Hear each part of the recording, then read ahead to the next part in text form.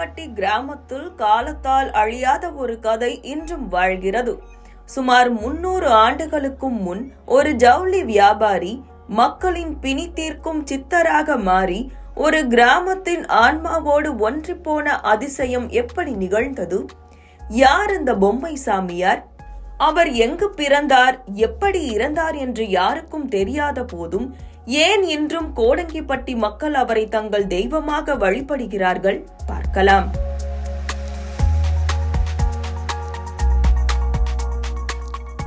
தென்காசி மாவட்டத்தின் கோடங்கிப்பட்டி கிராமம் ஏறத்தாழ 300 குடும்பங்களை கொண்ட ஒரு செழிப்பான குடியிருப்பு. இந்த கிராம மக்கள் கடந்த 300 ஆண்டுகளுக்கும் மேலாக ஒரு மர்மமான சித்தரை பொம்மை சாமியார் என்ற பெயரில் வழிபட்டு வருகின்றனர்.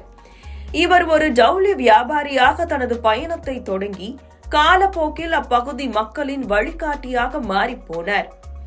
பொம்மை சாமியார் கோடங்கிப்பட்டி மற்றும் அதை சுற்றியுள்ள கிராமங்களில் வாழ்ந்த மக்களுக்கு தான் அறிந்த வைத்திய முறைகள் மூலம் பல்வேறு நோய்களை குணப்படுத்தி பேருதவி செய்திருக்கிறார். அவர் எங்கிருந்து வந்தார் என்பது குறித்த தெளிவான தகவல்கள் இல்லாவிட்டாலும் அவரது சமூக பணிகள் பற்றிய வாய்மொழி கதைகள் தலைமுறைகள் தாண்டி இன்றும் பேசப்பட்டு வருகின்றன. அவருக்கு ஸ்ரீ கிருஷ்ணசாமி, ஸ்ரீ பம்புல் சாமி, ஸ்ரீ பெருமாள் சாமி என 3 முக்கிய சீடர்கள் இருந்தனர்.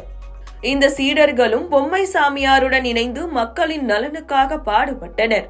பொம்மை சாமியார் வாழ்ந்ததாக கருதப்படும் கோவில் வளாகத்தில் ஒரு காலத்தில் கிராம மக்களின் குடிநீர் ஆதாரமாக விளங்கிய ஒரு பெரிய கிணறு இருந்ததற்கான அடையாளங்கள் இன்றும் காணப்படுகின்றன. தற்போது அந்த கிணறு உரிய பராமரிப்பின்றி உள்ளது. பசி, பட்டினி, தலைவெறி தாடிய காலங்களில் பொம்மை சாமியார் ஊர் ஊராக சென்று உணவை சேகரித்து அதனை சமைத்து மக்களுக்கு அன்னதானம் வழங்கி இருக்கிறார். பொம்மை சாமியாரின் சீடர்கள் 3 அதே இடத்தில் ஜீவசமாதி அடைந்தனர். அவர்களுக்கு கிராம மக்களால் சிலை எழுப்பப்பட்டு அவர்கள் மறைந்த நாட்களில் சிறப்பு பூஜைகளும் அன்னதானமும் வழங்கி வழிபடுகின்றனர். கோவில் வளாகம் முழுவதும் கல்வெட்டுகளால் நிறைந்திருக்கிறது. பொம்மை சாமியாரின் போதனைகளும் வாசகங்களும் இந்த கல்வெட்டுகளில் செதுக்கப்பட்டுள்ளன. பொம்மை சாமியாரின் உண்மையான தோற்றம் யாருக்கும் தெரியாத நிலையில் மக்கள் அவர் இப்படித்தான் இருப்பார் என்று கற்பனை செய்து ஓவியங்களை வரைந்து வழிபட்டு வருகின்றனர். இன்றும் பல்வேறு தோஷங்கள் மற்றும் பிரச்சனைகளுக்கு தீர்வு தேடி உள்ளூர் மக்களும் வெளியூரைச் சேர்ந்த பக்தர்களும் இந்த கோவிலுக்கு வந்து செல்வது வழக்கமாக உள்ளது. தென்காசி மாவட்டம் கோடாங்கிப்பட்டி கிராமத்தில் பொம்மை சாமி மட ஆலயம் 200 ஆண்டுக்கு முன்னால் உருவாக்கப்பட்ட மட ஆலயம்.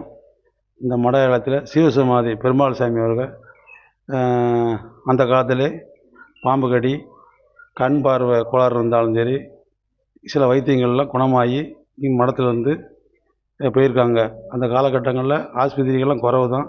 ஆனால் இருந்தாலும் இந்த மட ஆலயத்துக்கு வந்து நிறைய மக்கள் வந்து பயனளித்து போயிருக்காங்க. சாமிகள் வந்து ஊர் ஊராக போய் காவடி எடுத்து கொண்டு வந்து அதை சமையல் பண்ணி எல்லாத்துக்கும் ஆகாரமாக கொடுத்துருக்காங்க.